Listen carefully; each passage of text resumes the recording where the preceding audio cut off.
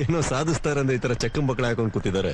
ಹಂಗ ಅನ್ಬೇಡಿ ಮಾಸ್ಟರ್, ಈ ಹೂವಯ್ಯ ತುಂಬಾ ಹಠಮಾರಿ ಆದ್ರೆ ಬಂದಕ್ಕೆ ಇಟ್ಕೊಂಡು ಹೋರಾಡ್ಬೇಕು. ಈ ತರ ಪದ್ಮಾಸನ ಹಾಕೊಂಡ್ ಕೂತ್ರೆ ಪ್ರಪಂಚ ಕೇಳುತ್ತಾ?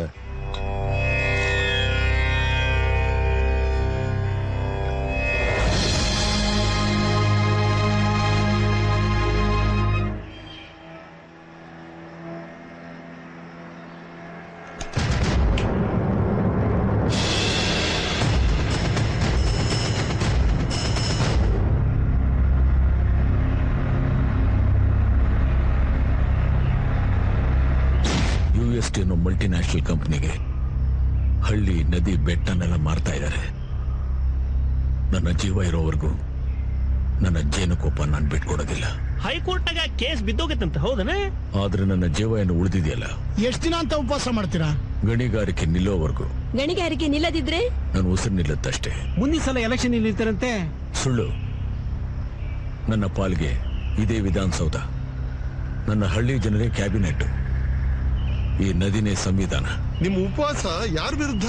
ನಮ್ಮ ಹಳ್ಳಿಗೆ ನುಗ್ಗಿ ದೌರ್ಜನ್ಯ ನಡೆಸಿದ ಪೊಲೀಸರ ವಿರುದ್ಧ, ಭ್ರಷ್ಟ ರಾಜಕಾರಣಿಗಳ ವಿರುದ್ಧ. ಹಿಂಸೆಗೆ ಬಲಿಯಾಗಿರುವ ಜೇನುಕೊಪ್ಪದಲ್ಲಿಗ ಸ್ಮಶಾನ ಮೌನ. ಎಂಎನ್ಸಿಗಳ ಆಮಿಷಕ್ಕೆ ಬಲಿಯಾಗಿ ಪೊಲೀಸರ ದೌರ್ಜನ್ಯಕ್ಕೆ ಹೆದರಿ ಜೇನುಕೊಪ್ಪದ ಜನ ಗುಳೆ ಹೊರಟಿದ್ದಾರೆ. ಆದರೆ ಹೂವಯ್ಯ ಮಾತ್ರ ನದಿ ದಂಡೆಯಲ್ಲಿ ಏಕಾಂಗಿಯಾಗಿ ಉಪವಾಸ ಕುಳಿತಿದ್ದಾರೆ.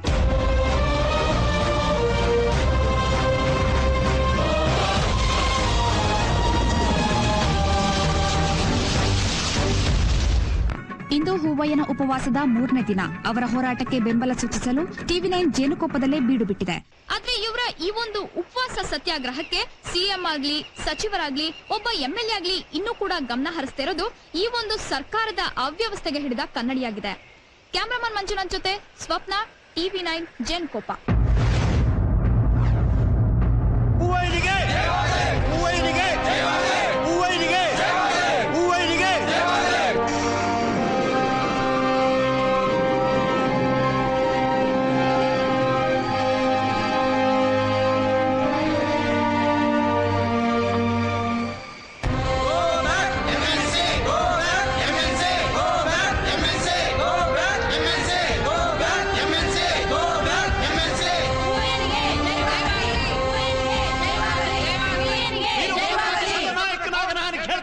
ಸರ್ಕಾರ ಏನ್ ಕಥೆ ಕಾಯ್ತಿದ್ಯಾ?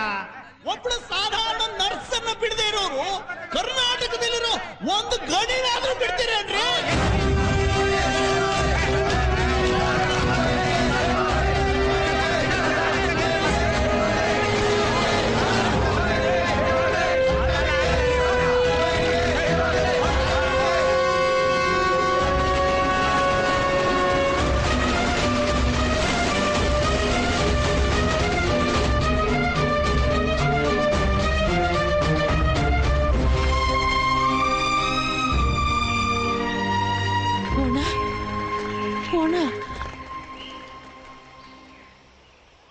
ನೋಡಿದ್ರ ನೋಡಿ, ಹೂವಣ್ಣ ಹೊಟ್ಟೆ ತಿಂದು 10 ದಿನ ಆಯ್ತು.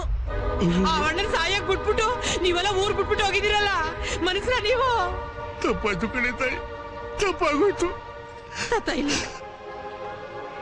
ಹೂವಯ್ಯ, ನೀನ್ ದಬ್ಬಯ್ಯ ಅಂತೀನಿ, ಒಂದೇ ಒಂದು ತುತ್ತಿನ ಹೂವಯ್ಯ. ಬೇಡ ಅನ್ಬೇಡಪ್ಪ, ಒಂದೇ ಒಂದು ತುತ್ತಿನ್ನು. ನೀನ್ ದಮ್ಮಯ್ಯ ಅಂತೀನಿ, ನೀನಾದ್ರೂ ತಿನ್ಸೆ ತಾಯಿ.